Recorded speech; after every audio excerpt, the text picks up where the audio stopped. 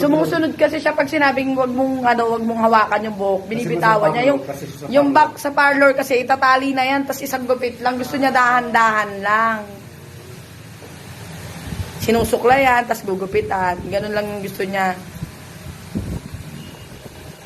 Naku, ang ganda na.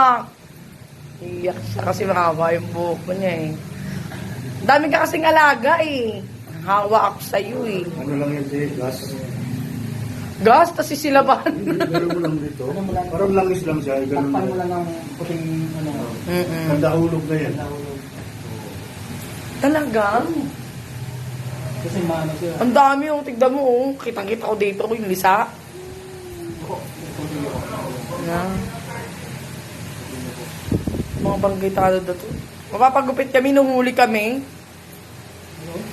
Ay, kisil lang kailangan. Sabi niya, dala-dala mo pa anak mo, papagupit. Gusto mo sumama ka? Sa kanya.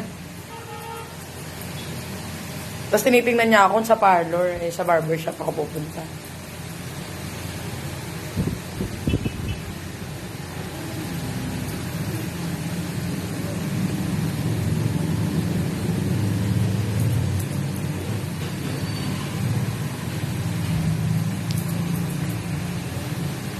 Look, ang ganda ng likod na. Promise. Ang cute. Pag nakikita ko na ang cute sa harap. Hindi daw.